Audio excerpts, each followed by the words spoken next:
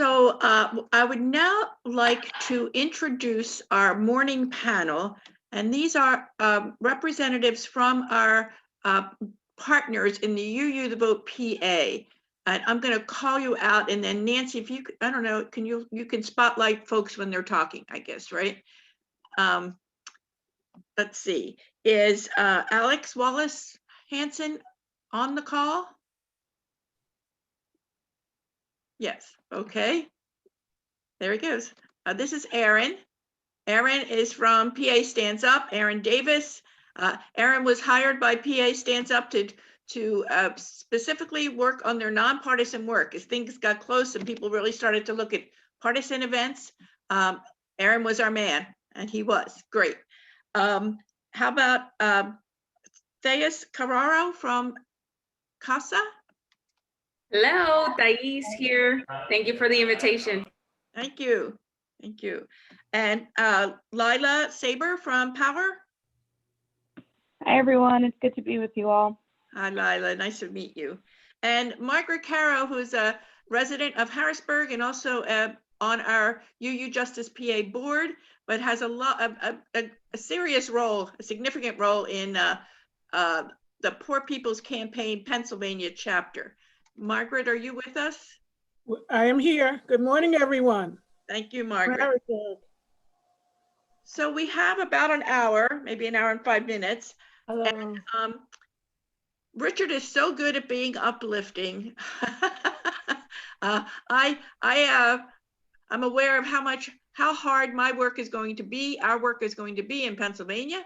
And I am grateful that we've have these partnerships with these 5 organizations, because we certainly can't do it alone. And you all know a lot about your issues and your realities than you used to. So I'd like to start in the West. Is Alex on the call? Yeah, I'm here, Rep. Joan. Okay, great. So if you could all just focus on Pennsylvania, right? On Pennsylvania. And how has this election positioned your organization, and what are your next steps? What are your plans for the next session, and how can we continue to partner? And I want to leave time for a second question. So maybe 5 or 6 minutes each on that. Do you want me to start? Yes, please. Absolutely. Good morning, everyone. It's so great to see you all. My name is Alex Wallace-Hanson. I use he and him pronouns. I am the field director for Pennsylvania United. I'm based in Pittsburgh in Western Pennsylvania. So Pennsylvania United, we organize in the small cities and towns and rural areas in Western Pennsylvania outside of the city of Pittsburgh. So places like Greensburg and Erie, Meadville and Aliquippa, right? Places that have been moving to the right for the last decades, and also places where there are, again, like small cities and towns. To be clear, you know, we don't do a lot of organizing in the most rural parts of Western Pennsylvania. And what we do is we build membership organizations. So we are in the business of building a multiracial working class movement for independent political power. We believe that neither political party is going to fix things for us, and that we have to both be able to elect our people and our members into political office and hold every politician of any party accountable to what poor and working class people need. So a minute about who am I? So I grew up in Arlington, a small city just outside of Boston.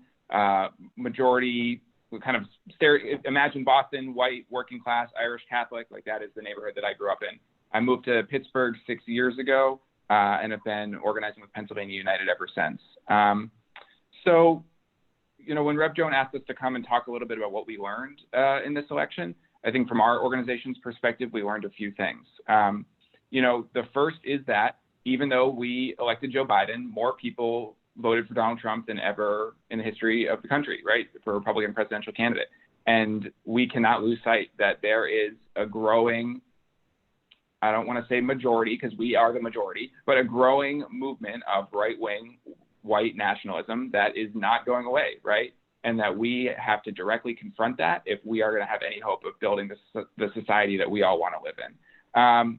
And yet within that, in Pennsylvania, we learned that we can build a sustainable majority to win statewide elections. If you look at the maps of how we won in 2018 to reelect Governor Wolf and how we won in 2020, like that is the same majority with the work that organizations, here on this call have put in to make the reality. And I think one other thing that we learned is at Pennsylvania United, along with Pennsylvania Stands Up, we went all in with an organizing tool called deep canvassing. So deep canvassing, if you haven't heard of it before, is a way of having transformational voter conversations where we, kind of go beyond the partisan talking points to have 15, 20-minute vulnerable story sharing based conversations where we actually connect on the issues in our lives and then move into, so like, what can we do about it together? And I think we had incredible success. We persuaded 22% of the voters that we talked to be closer to supporting Joe Biden in the election. And we were able to, our volunteers and our members came back just with the most transformational conversations that they had with voters who they thought they had nothing in common with, right? Even voters who said they were going to go vote for Donald Trump. And so I believe and we believe that the work that we have to do moving forward has to be all about those deep canvas conversations. You could also just call them organizing conversations, right? Where we actually, in a real way, connect with people who don't share maybe the same values as we do today, or who share some of those values but are conflicted about how to express them in the world. And that is the work of the coming years ahead for us. And when we think about Western Pennsylvania, it is a tough place for us to keep organizing, right? If you look at the state level maps, we lost almost every single state house and state senate seat in Western Pennsylvania, right? Even in counties where we, flipped it for Joe Biden. And so we just got to dig in, to Rev Jones' point, right? I think there's a second question to come, so I don't want to take too much more time now, but I would just say that if you're living in Western Pennsylvania, particularly outside of Allegheny County and outside of Pittsburgh, this is the time to do the work, right? This is the time for us to really dig in with our neighbors, dig in with our communities, and we're going to have to turn this around. We are showing progress, right? But we are going to have to go even harder in the years to come. Super. Thank you very much, Alex. Aaron, could you answer the same question for folks on the call? Pennsylvania United and Pennsylvania Stand Up are very, very close allies, share some staff even. So they work together on a lot of issues. Aaron, where are you? Yep, I'm right here. I can't find people. It's all. Yep. Yeah, so once again, thank you so much to all the UU Church members who showed up to some of our phone banks. I'm Aaron. I'm a distributor organizer with PA Stands Up. I focus primarily on our C3, so nonpartisan work, and we made millions of voter contacts, and a large part of that was thanks to UU Church congregations and members all across the state and the country. So I'm just so thankful for all the work that y'all put in. Yeah, like Alex said, PA Stands Up, we are very close allies, and we work primarily in the eastern part of the state. So the eastern, northeastern, Lehigh Valley area, and south central, so Lancaster, Susquehanna Valley area. And I think one thing that I wanted to keep in mind, that I think we're trying to keep in mind at PA Stands Up, is that we organize people and money, and organizations and elections are where we flex our muscles.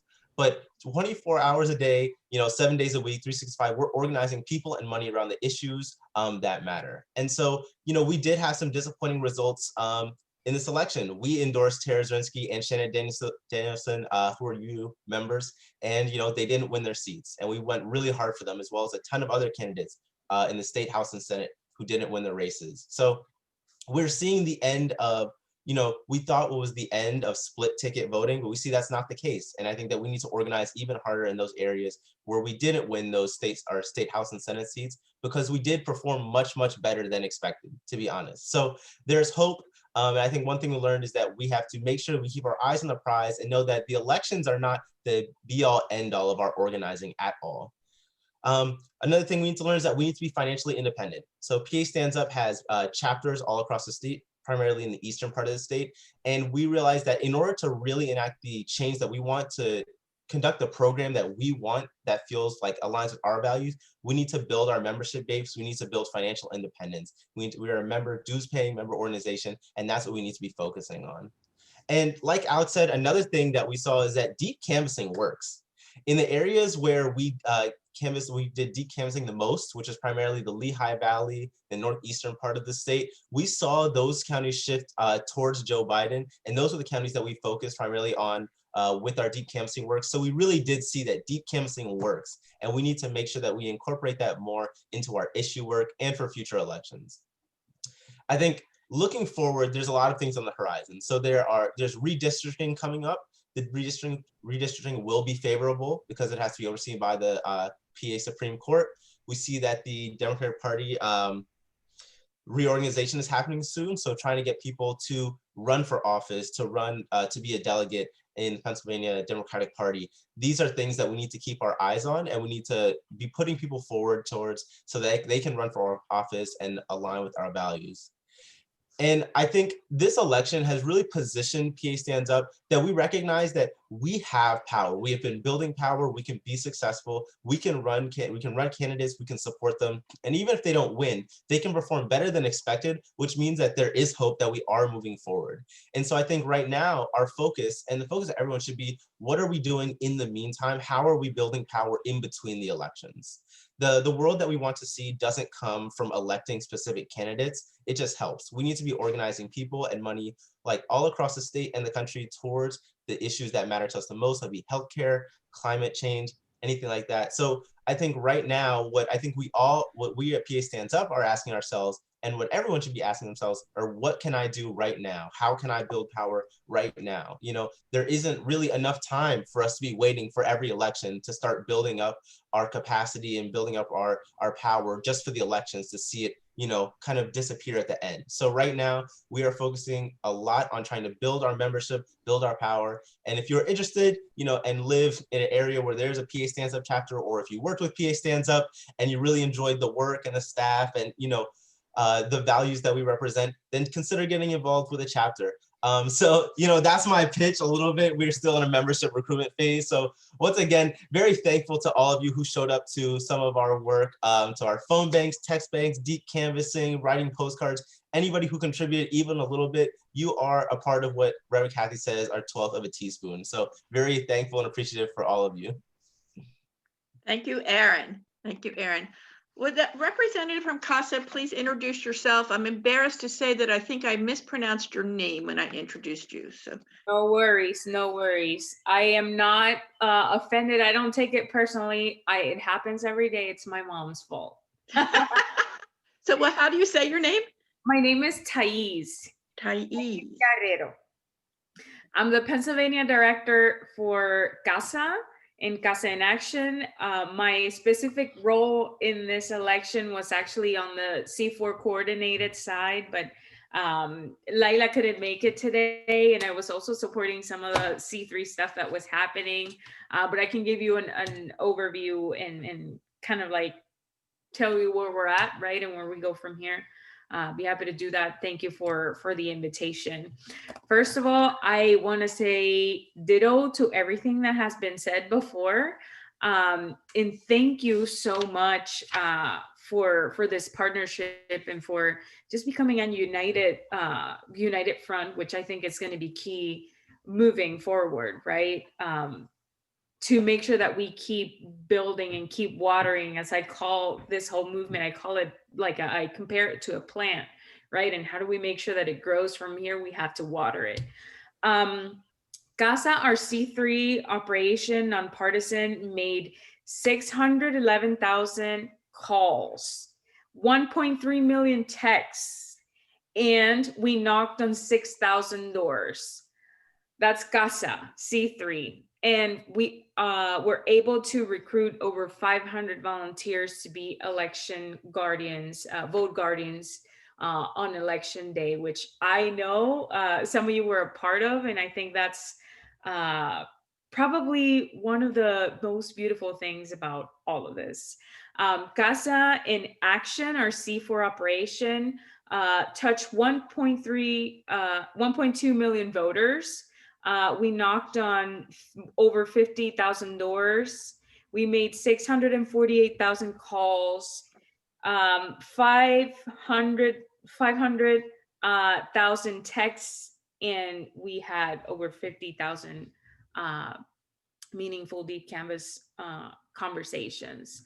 And this was all done because of you, because you helped. And I think just the way that we're doing things, right, with groups like yours supporting immigrant and Latino communities, but allowing them to be in the forefront, is really powerful. I think that we learned, and especially with me on the coordinated side, I think that we just reinforced, right, how critical is this work that we've been doing for many years now.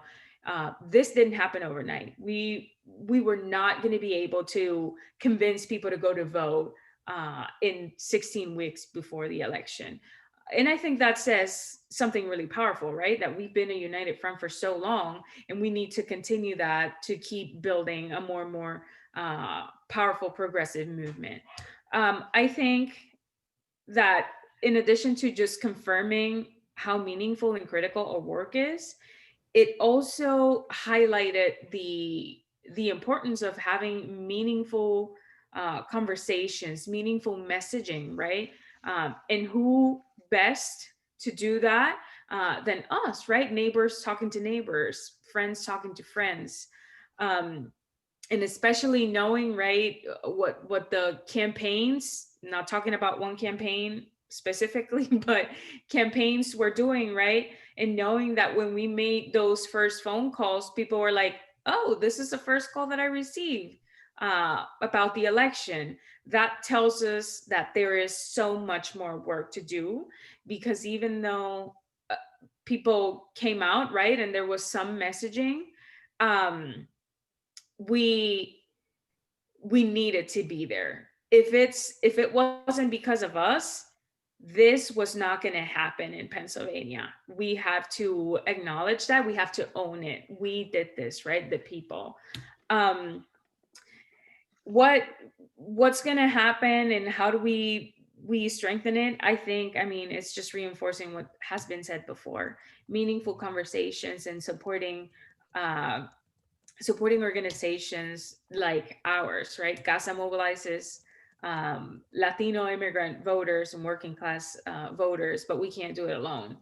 The movement is just growing at an incredible pace, and which is great, right? But we have to keep up with it. And we know that there's so much more potential. We knew that for this election, there were 300,000 new Latino voters, but I think there are close to 300,000 more that are eligible to vote and are not registered. So that tells us that we need to continue having these conversations, that we need to continue talking to people. And I want to reference something important here regarding like the non-monolithic Latinos, right? We had a significant amount of Latinos that voted for Trump. But when you look at the core issues that people care about, they are the same. And they probably voted for Trump because they didn't necessarily understood. They were just convinced. They were non-educated voters, right? They don't necessarily understood what Trump has done in the last 4 years, because maybe they haven't seen it directly. So we have a lot of opportunity there, not only with the folks that are not registered, but also with the folks that are probably on the other side of the fence, right? We just need to make sure that we connect with them. What else? We keep building, right? The work doesn't end. There's redistricting coming up. There's a budget coming up. We need to make sure that people of color who have been disenfranchised for the longest time and showed up this time are in the forefront of all of this. We know that the fight at the state legislature for at least CASA's membership is going to be a little bit of an uphill battle when it comes to tuition equity, climate change at the state level, driver's licenses. It's going to be a little bit of an uphill battle, but we continue having conversations with everybody on the table and making sure that the folks that are the more progressive part of the legislature also can strengthen their power, right, with our help. Those seats that we were able to retain, of the ones that we flipped not too long ago, making sure that, you know, we're behind them, supporting them, and that we continue building to flip these other seats that we lost. We have done an incredible thing. And like, Lancaster, for example, is something, it's a county that's really powerful, that is going to become, you know, the county to watch in the near future. In York, while we didn't flip, we performed so much better than 2016. We saw a huge increase of Latino voters. Dauphin, not even talk about it. I mean, it's just amazing.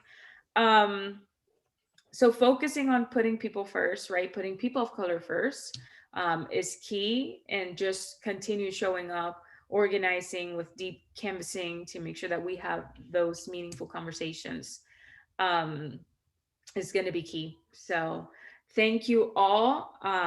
Thank you for being there, for being present. All of this happened because of us in this call, and we have to own it, and we have to proudly say it, so that folks, elected officials at all levels, show up for us after the Thank election. you. Thank you so much. Thank you very much. Lila from Power, would you go next, please?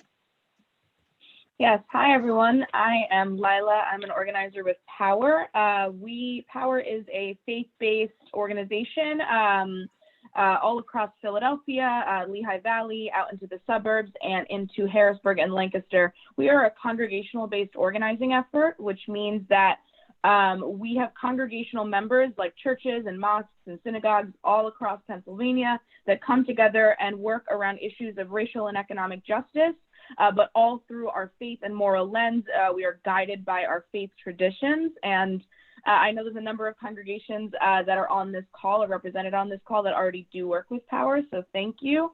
My name is Lila. Like I said, I mostly organize in Philadelphia. I'm a West Philly resident. And I guess the first thing that I want to share is that we as Power reached out to over 700,000 voters in this election cycle, and we had live conversations with over 255,000 voters in this election. So that's specifically people that have been left out by our voting system, Black and brown voters, people that did not vote in the 2016 election, and we ended up having hundreds of thousands of conversations with those people. So like everyone else has said, just thank you to you all, because you all are we're part of making that happen for us. I think there's a few things that we learned. One is that we're powerful. I think we've always known that, but this is just a doubling down on that, when we come together around something, all of our organizations and our faith communities and the labor communities, when we come together, we can do really, really powerful things when we work together. What I'll say is that this election for us was never about Democrats or Republicans. It was about us getting a chance to have a say in the conditions that we organize under. And we did that, specifically in terms of the presidential race. And again, I would just say thank you to everyone that contributed to that. I think the other thing that we learned, or just a doubling down on a lesson, like everyone else has said, relational organizing or deep canvassing or whatever you want to call it is the most powerful way for us to be doing this work.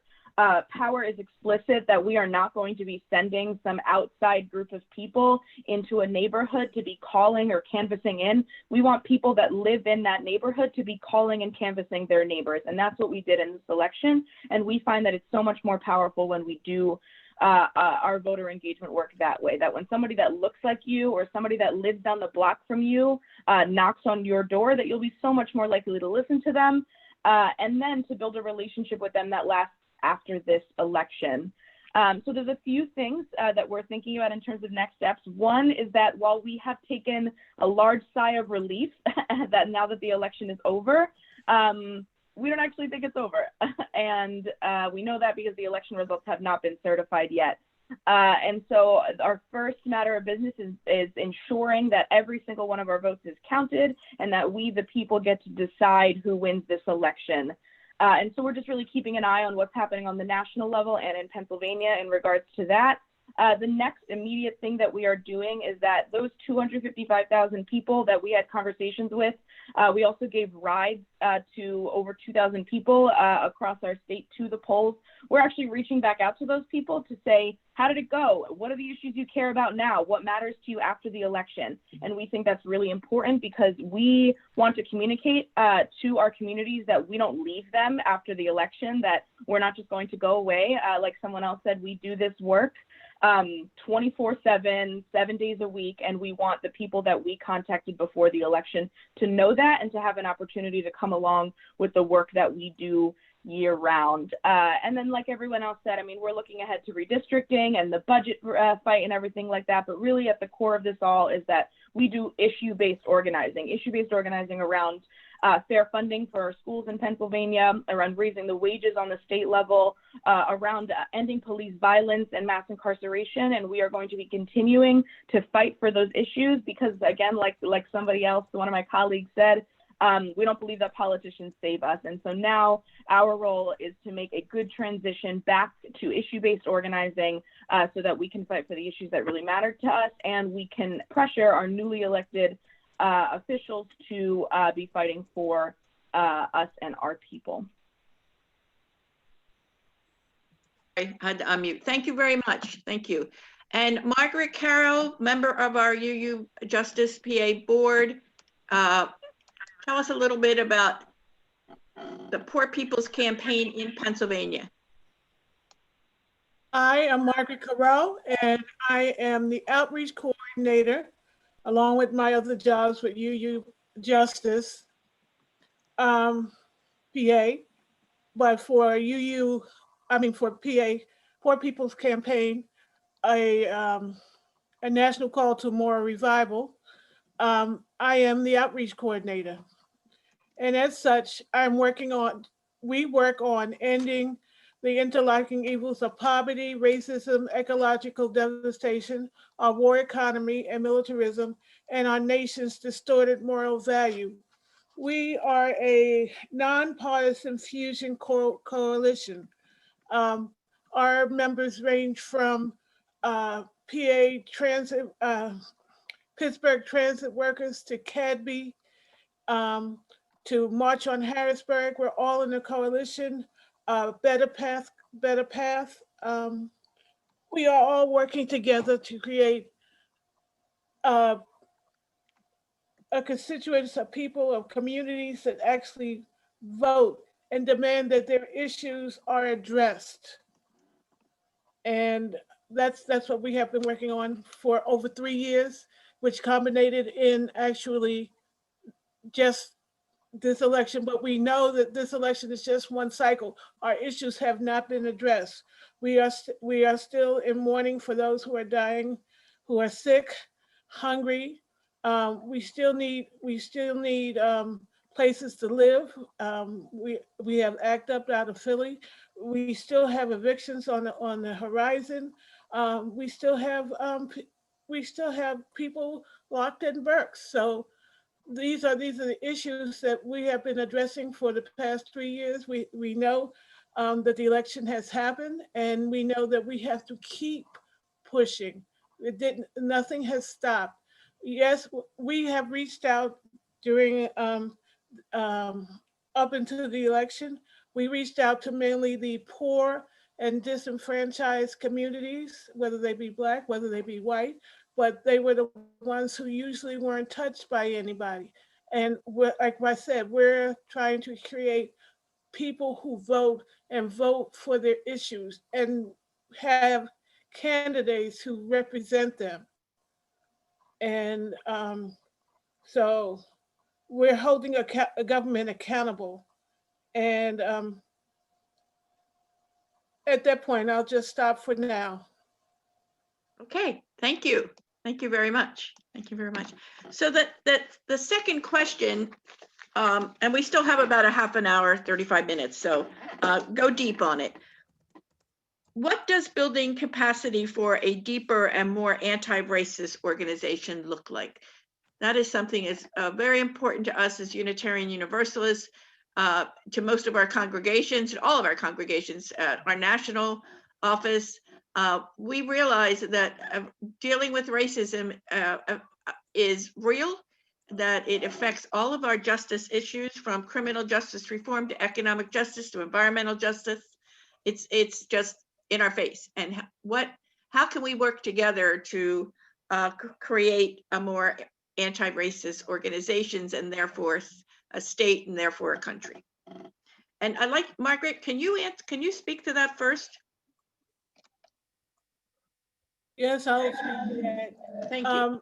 What we have discovered is that right now they try to say that there's not enough money to the issue of scarcity, and that's why they take money from one pot and move it to the other. So it's that divide and conquer mentality that puts us against each other.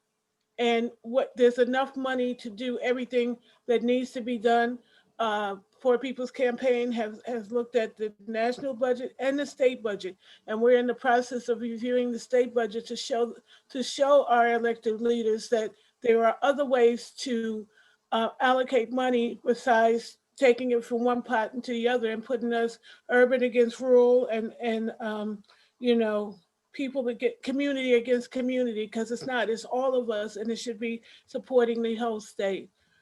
We have a lot of work to do. We have to shift the narrative, and it's just, we have just begun to work, and it's going to take all of us to do the work. And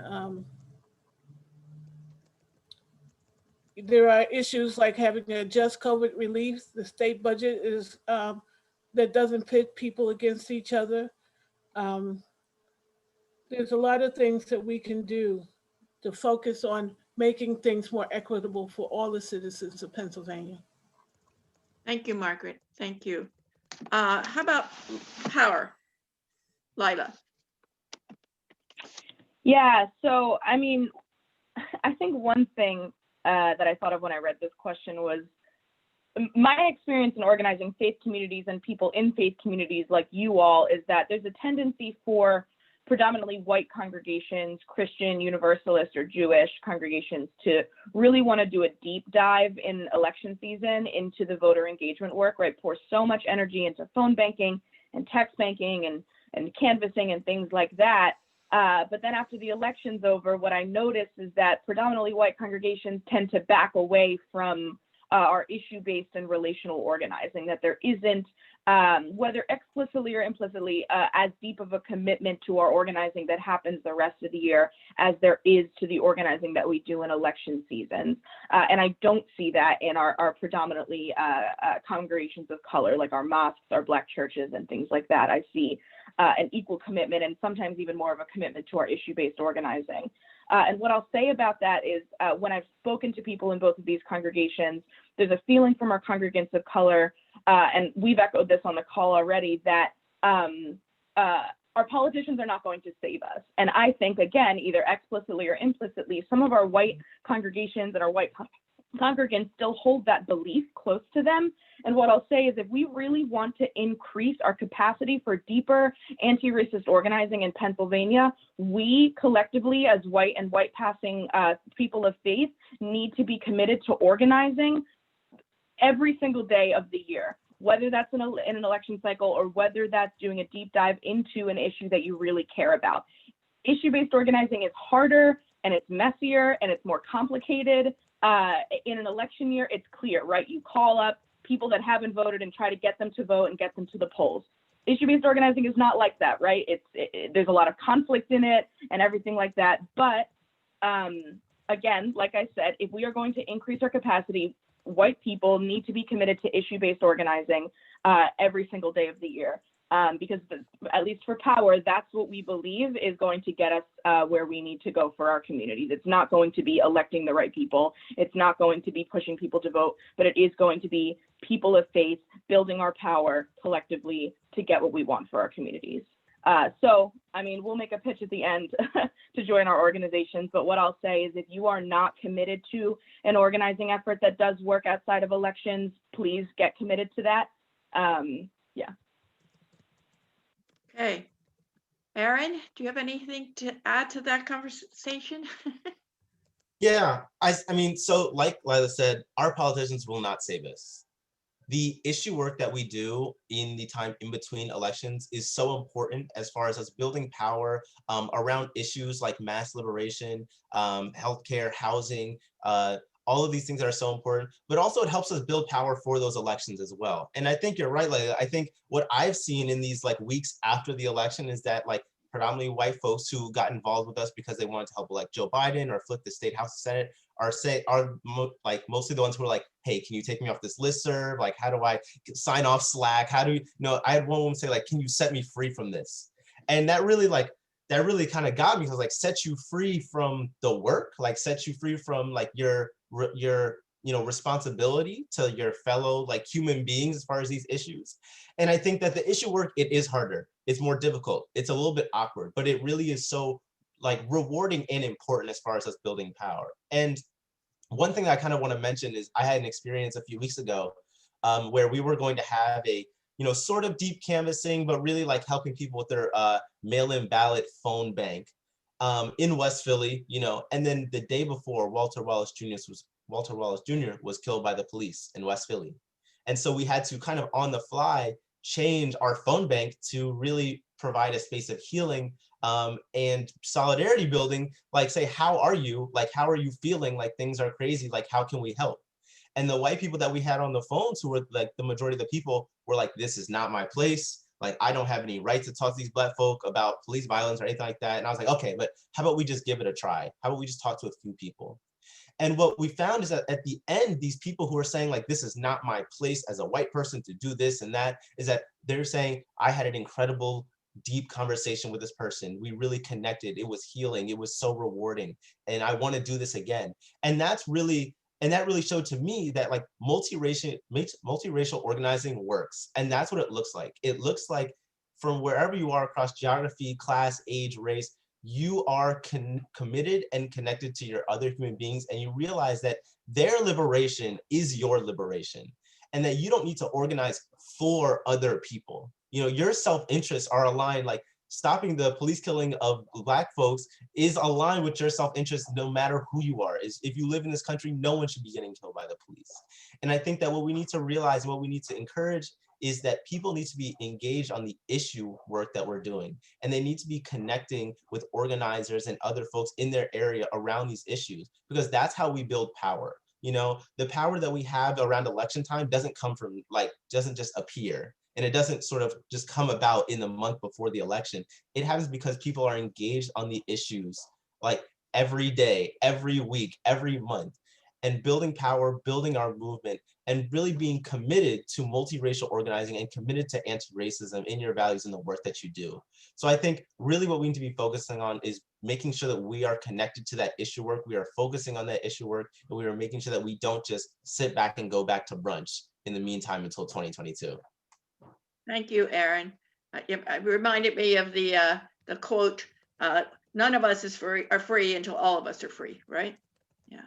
Thais, could you share your thoughts on this subject? I'm sure you have some. To be honest, I mean, I don't know if I have too much to add to that was just said, to everything that has been said. It looks like we have to like truly believe it, right? In our hearts. I feel like during this election season, everybody was talking about Black power and Latino power and immigrant power and working class power. But when you were looking at the strategies that some of these campaigns were putting forward, it's like, your strategy's not necessarily there. Like Black, Latinos, and immigrants and working class people are talking points. And if you don't get involved in issue-based organize, that's exactly what you're doing, right? Showing up just for the election, and then that's it. And this movement has been built during the past 4 years. So if you're not involved during that time, you cannot take credit, right? I think that in order to be able to continue building, everybody needs to believe in their heart that Black people of color, immigrant Latinos have the power to change the course of the state, the course of our communities, the course of the nation. and that we are all, right, equally important. I just heard, I don't remember, a reference to the citizens of Pennsylvania. What about the non-citizens, right? We have to make sure that we include everybody in our fight, right? That we are changing the narrative for everybody. Like, and I would be remiss if I don't say this, and thank you to Carol for reminding me. We have a lot of undocumented folks, and folks that are non-citizens that have some type of permit, visa, etc., that could not vote, but we're probably mobilizing more voters than any other voter in our turf, right? We had people who were not 18 years of age and were probably signing up for, I don't know, 6 shifts a week or something like that. And I think that says a lot, right? We have to, regardless of who we are, where we're at in life, we want to make sure that we are part of this process year round, that we use our voice to amplify, or our privilege to amplify those voices that are typically not heard. We don't have to speak for them, they have their own voice. Our role is to amplify them. So I'm just going to leave it there. Thank you. So there's a few questions in the chat. Jordy, are you watching the chat for us? Yes. There's one from Lenore, and then there's one from you. Why don't you do those two in that order if you can? And Alex, if you have anything to say about the last question, add it to the next question. Can I? Here, I can see it. Okay, so, thank you. Lenore says, I appreciate that story very much, and the deep canvassing you were doing is a deep spiritual practice.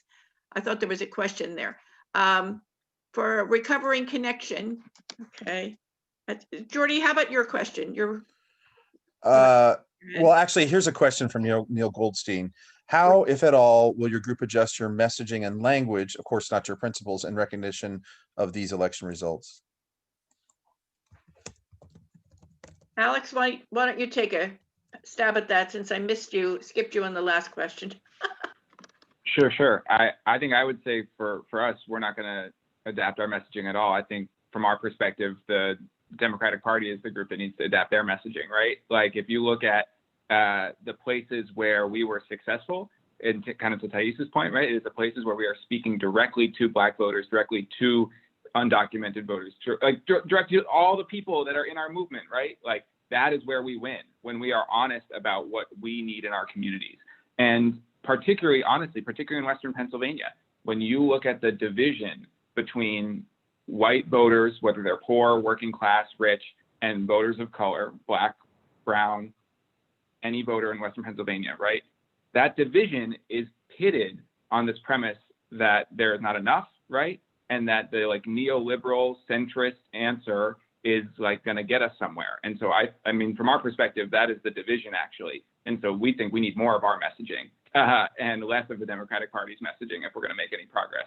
And I think, just briefly, I super agree with everything people said on the last question. I think the only thing I would add is to build off of Aaron's point from earlier, right? Like, power is organized people and organized money. All of us here believe that, right?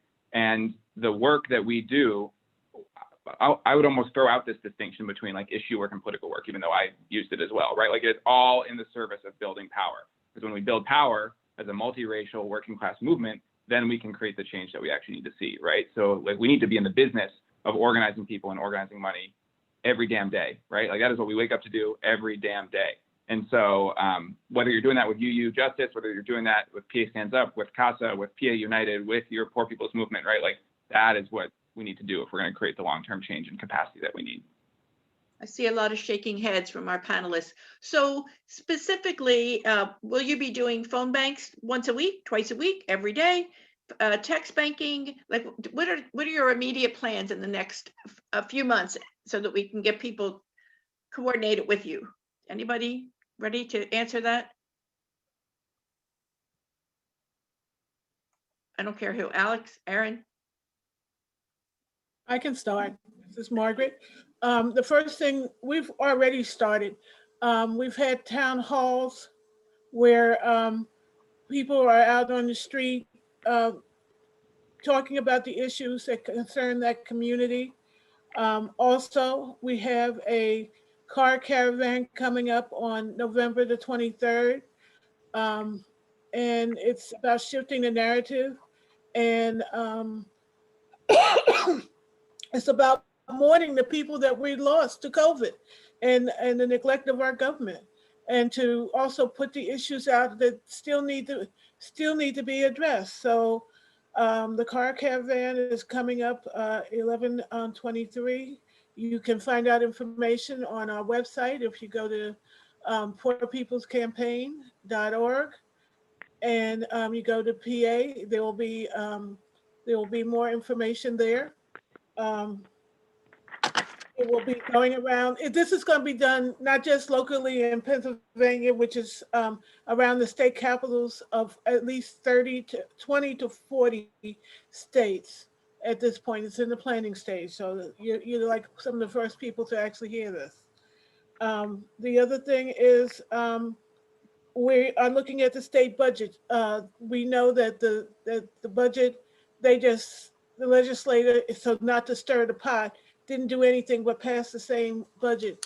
And we know that the budget is coming up. So we're looking at neighborhood improvement zones, decarceration, uniform taxing, money care, trying to see who made money during this time of COVID. And looking at one of the main ones we're going to be looking at are the hospitals.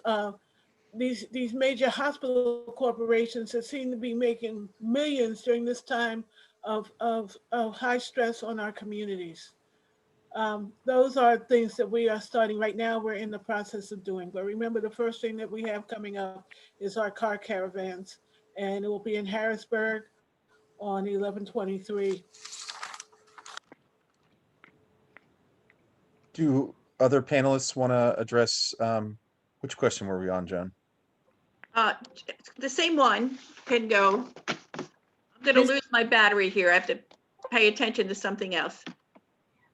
This is Thais. Regarding messaging, I think our message has been, just like Alex said, our message has been the same, to be honest, in the last year. Like, it's not about politicians, it's about us. Our members initially endorsed Bernie Sanders for the presidency. But then, of course, he dropped and Biden won. And we're like, do we want to endorse? Do we want to just, what do we do? They decided to endorse Joe Biden, but it was always about us. And we knew that regardless of the election results, the fight was going to continue, right? We still have a lot of things to accomplish at the federal level. Just to put an example, like our goals in terms of like immigration reform, some of them will be accomplished with, whatever executive actions Biden takes when he gets to office. But we know there's so much more that we can do in terms of immigration reform, comprehensive immigration reform, that we know the fight will continue. We're happy and excited that we got Trump out of the White House, but now we just intensify, right, everything. And we continue building at the state level to make sure that our priorities are in the forefront, and that we continue building to potentially flip the legislature in the near future to pass everything that we need smoothly.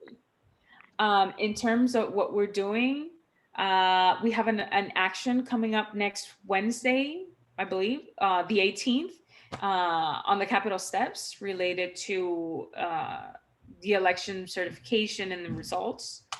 And we're going to be doing a lot more of what we've been doing, right? Checking in with people, calling, texting, potentially doing more actions. So we'll definitely keep you all posted on that, so you can join. I think Marilyn has brought up a question. I think it kind of relates maybe to where the messaging question I'm interpreting was headed, because we are focused on Pennsylvania policy. know, either Alex or Margaret or Thais or Aaron, maybe narrowly tactically, like beyond the sort of broader message container of we go together and we're a multiracial, multi-class organization and movement, sorry. Like, are there things that you all are seeing that are important, either tactically, like issues to talk about, or how do we deal with this split government in Pennsylvania? You know, we have a Republican majority in the state house and a Democratic governor. Do you all see that affecting, you know, your thinking about how we deal with those more short-term narrow priorities? Does that make sense as a question?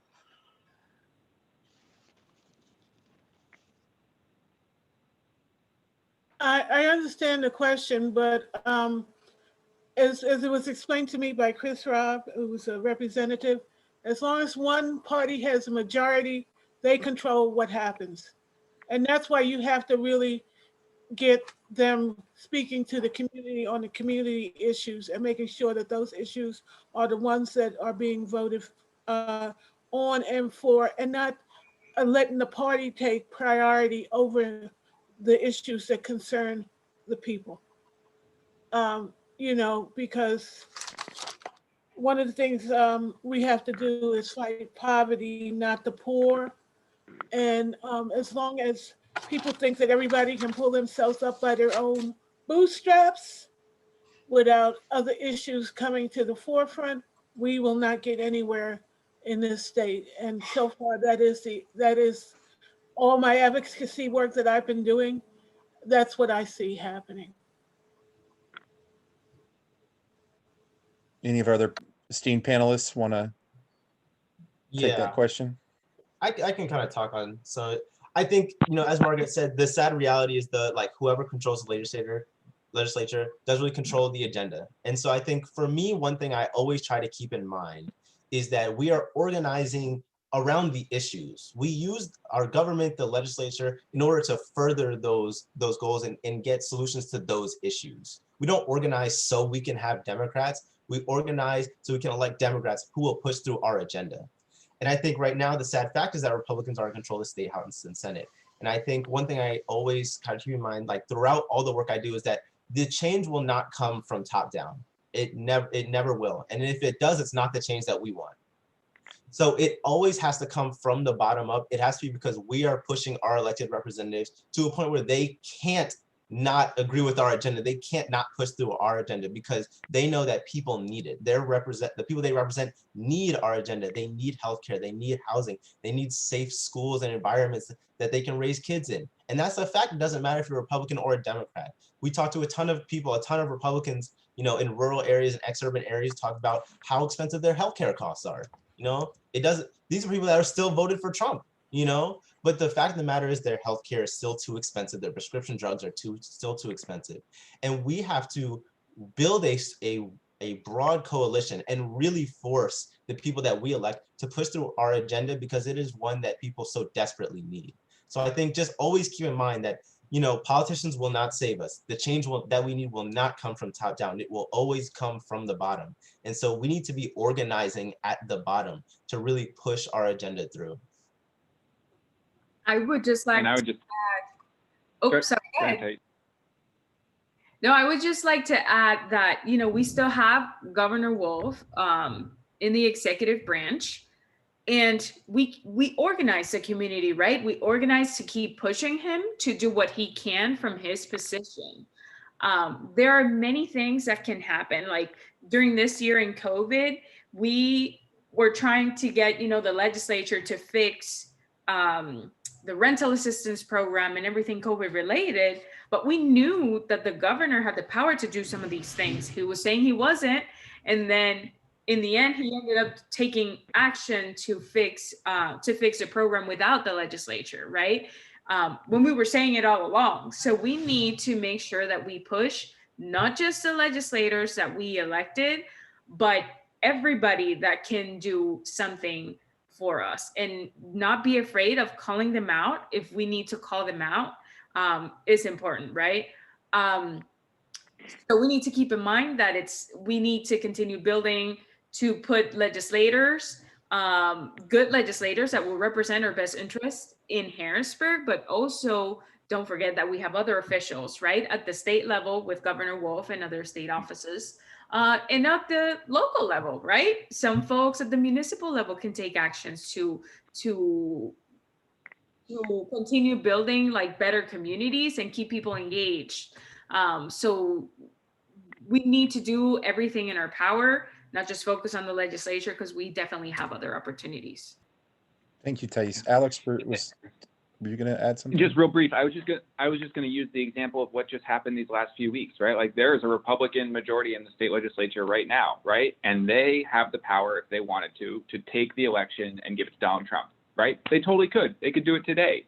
But every organization on this call, plus many, many more, right? We put thousands of people in the streets and we said, no, this is our election. We're going to count every vote and you're not going to take it from us, right? And so even though I think it's a good example of what both Aaron and Thais were saying of like, these legislators don't actually have the power, right? Power is organized people and organized money. We organized more people than they had, and then we won, right? And we can do that again next year, even though they're quote unquote in charge of the legislature.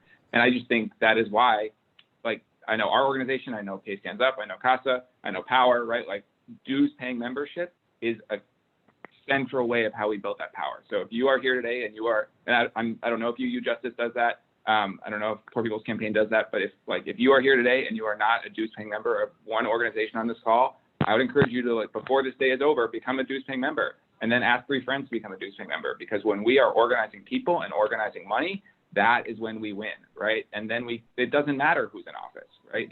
It doesn't matter. So. In fact, I'll just, I'm on the board for UU Justice, and this was a banner year for us in fundraising. And I think one of the payoffs you're seeing is that all of the impact from being able to hire Reverend Kathy and other people as a part of that.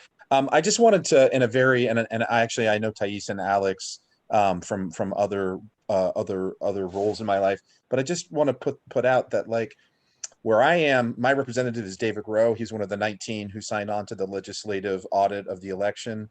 And I'm just using him as an example and he won 65-35, even though we had a great candidate in our area. That I think some of this Republican majority are actually immune to pressure from their constituents. I mean, that's my experience. And so I guess the question is, do you all, to our partners, is that true sometimes? And if that's the case, is there a slightly different approach, right? Sort of getting them out of office. I mean, I think I can speak for Power. I think that, well, yes, it might be difficult to pressure people like that to push on one of our issues. I think what we're interested in is building enough power so that it's in an elected official's self-interest to do what we want, which somebody else has already said, but I just wanted to double down on that really our job is to organize enough of their constituency so that elected official knows that they cannot win re-election, they cannot get more donors, they cannot anything like that without our people. And so it's not even necessarily that we want elected officials to buy into our issues. Like, honestly, for me, I don't really care if they buy into it as the best thing or the most moral thing. Our job is, again, to build enough power that it's in their interest to do what we want. And I don't think that's impossible in any district, as long as we have good organizers on the ground creating a powerful chapter in whatever that region is to build that interest for the elected official. And I guess just doubling down on the dues thing, Power is a congregational-based membership organization, and I know a few of you on this call are members of Power, but if you are in a Unitarian Universalist congregation that is not a member of Power, I am going to drop the link in the chat. I really encourage you to try to get your congregation to sign on as a member. We don't have an individual membership basis, but we think it's more powerful to have entire congregations sign on to Power. So I'll drop the link, and if you're interested, reach out to that link, and we'd love to have you come on board. We had a question from Mary, I think it was Desmond or Desmoni. She was just asking, how much do these different organizations that we have on the call, do you all work together on these issues?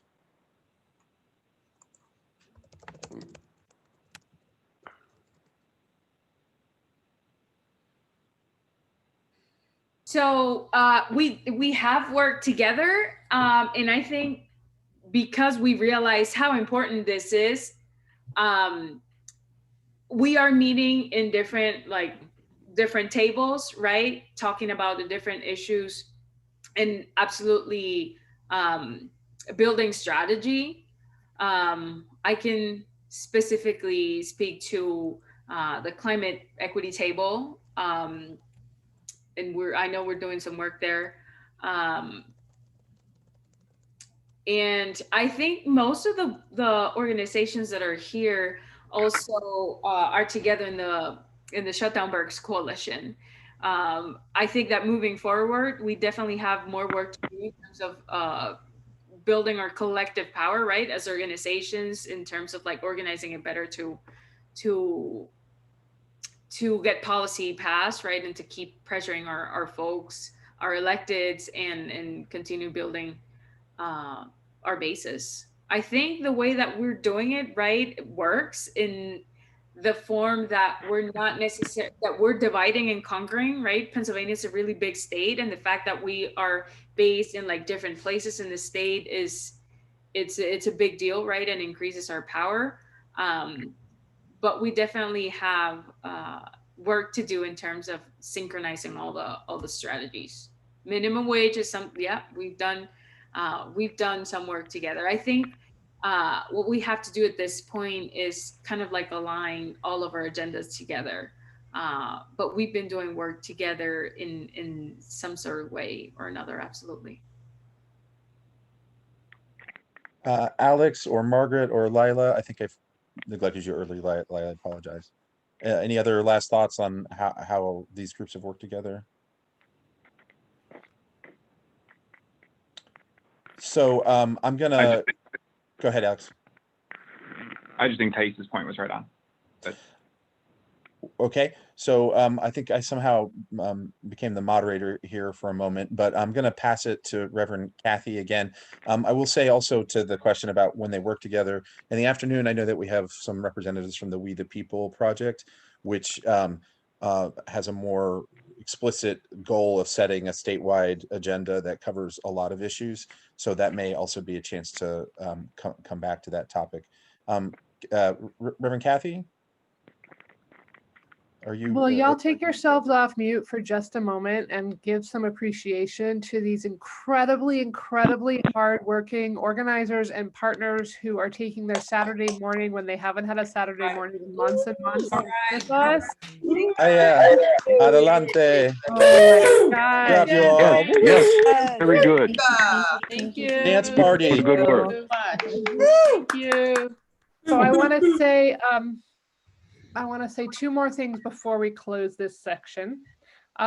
One is that to our partners, can you make sure that I'm trying to grab links in the chat, but what I will commit to do is to grab the links for what their next actions are and how to become a member. And we will get that out to everyone here in an email, so you have it all right there.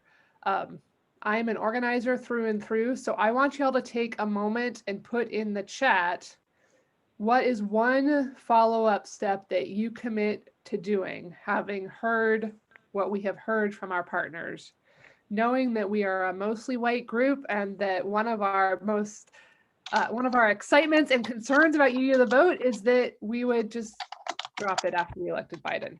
So put right now in the chat, what is your commitment to keep doing the organizing of people and money in Pennsylvania to build the world that we're talking about? Making sure our congregation joins power, supporting the partners. You give me hope. I want to see concrete commitments, y'all. Who's gonna become a member of PA Stands Up or PA United, or make a donation to CASA, or have their congregation join power, or show up at the Capitol next week? Showing up for Poor People's Campaign. That November 18th thing may be highly digital too. I've been on some of the planning calls just so people know with the rising cases. So there may be ways to participate that are not being. Some folks are going to organize their own church members. folks working on the gift pan, promoting the car caravan.